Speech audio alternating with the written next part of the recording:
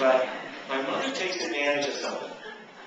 Every man born in the year 1925, like my dad, they don't know where the kitchen is. He's been sitting at he doesn't shop for food. He's never prepared a meal. He's never cleaned up. He sits at the table, and when he's hungry, food comes. And he's done with food. I mean, the plates go somewhere, and if you stick around for 3 or 4 hours, it starts again. So that's been the system. So my mom takes advantage of this. She goes to the store, and she gets a good bread, and some romaine lettuce, and some Italian tomatoes, and she slices them up, and she puts them on the bread, and she gets phony bologna.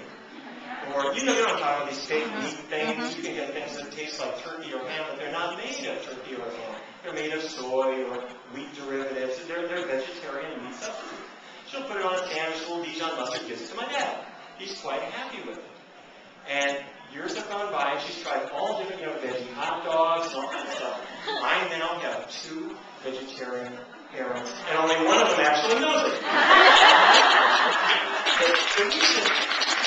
The reason I'm telling you this is, a veggie hot dog is not like the pinnacle of culinary art. But on the other hand, if you've got a person where that's their idea of food, they're a lot better off with that version. It's like a bridge to other kinds of foods.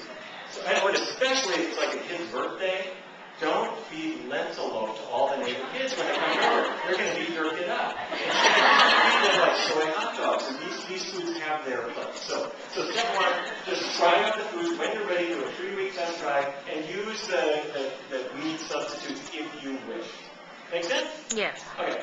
So this is my new book, which I wrote because we started our online Kicksta program, which I'm going to tell you about in a minute. But a lot of people wanted more details and more recipes and stuff, so I put that out. We'll have copies upstairs if you're interested.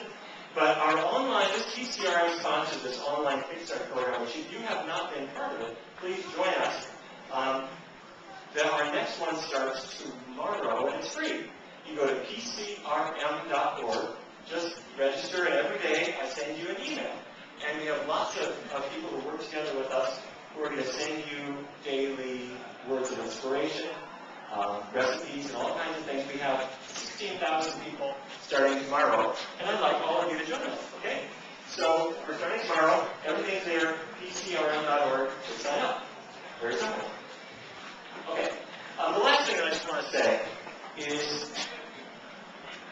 things are very much going in the wrong direction for the world at large. We are exporting our bad habits overseas to every country that will have it. McDonald's is not in decline. It's expanding, and it's not terribly vegan interested. And if you look within this country, we're in the worst shape that we've ever been in, and kids are in the worst shape they have ever been in. They're going to not live as long as their parents.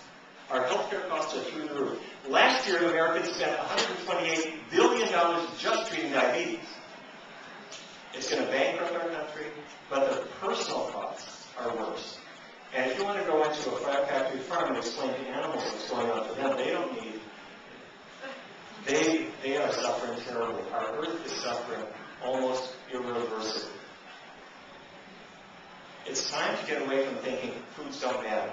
Foods matter more than anything else because our food choices affect whether we live, whether we die, whether the same happens to all these animals, and whether it happens to our planet. But even though the number of people who are frankly in not very good shape is bigger than it's ever been, the number of people who are thinking things through is bigger than it's ever been too. And you know this is true. It used to be you go into a health food store and it was a little dingy, dark place. Yep. And you go into a health food store nowadays, they're huge. They're enormous. They sell every kind of product you could ever want. So people really do want they do want to change. And you know this is true. But if you say to somebody, I'm vegetarian or I'm vegan, what do they say? They used to say, oh my God, I don't know. Don't you feel kind of weak? Well, nowadays, if you say, I'm a vegetarian or I'm vegan, they'll say, well, I probably eat meat twice a month. We eat a lot more salmon. They're not where they need to be. What I'm getting at is they know you're right. You're setting the standard. They come to accept it. They know it's a good thing. They just haven't quite gotten to it, but they're getting there.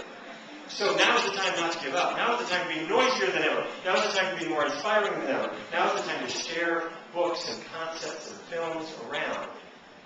If we don't, the picture doesn't look so great. But if we do, we can change the health of this planet. Thank you very much.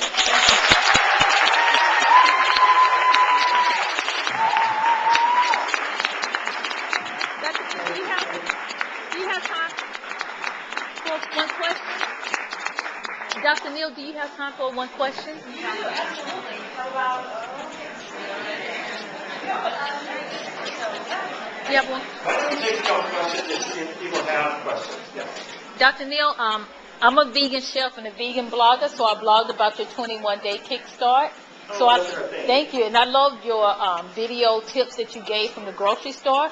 But one thing I would like for you to talk to the audience about is what effects does even having one egg in anything that you eat a day has on your body. And the second thing is, I know a lot of people go to Starbucks and they get milk in their coffee, but they don't realize what that milk in that coffee is doing to their body. So can you talk to us about that, please?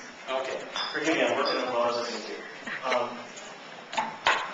You know, we talk in recent studies about the cumulative effect of a bad diet, but even individual dietary choices play a big role. And we have a certain test where we measure the flexibility of the arteries.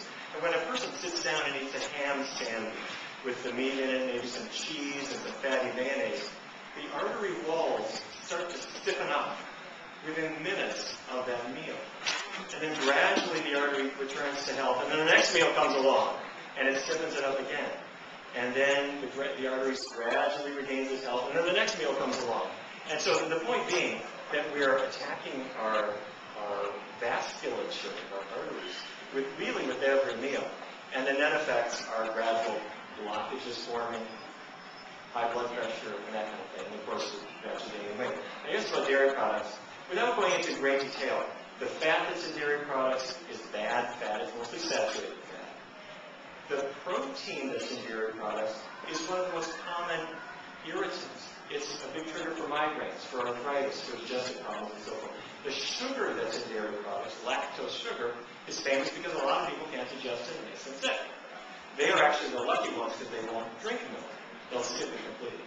So, meal by meal, you do see these kinds of things. Great question. Thank you. Yes, please. Dr. Barnard, I'd like to address the concern about four-legged members in our households and how we can have them eat more consciously. I would like to have a dog or cat, but I can't bring meat into my house. And so how do we address the pet food industry and getting animals healthier and maybe not sacrificing animals for our four-legged companions? Yeah, okay. So the question, I guess, was that some pet food manufacturers actually do animal tests in order to test their pet foods, and that's true. I think the big scandal was with ions in particular. Dogs can become vegan. I think dogs are Italian because if you give them a spaghetti with garlic, they do talk with their hands. Cats, on the other hand, will hold their breath till they turn blue. Cats are obligate carnivores, so they can become vegans, but you need to supplement them with taurine and other things. This is beyond the scope of this lecture. PETA and other websites do have a lot of really good information on vegetarianizing your animals. If you actually have an animal and choose to subject it to life in the okay? That's a whole other topic. This question over here, yes, please.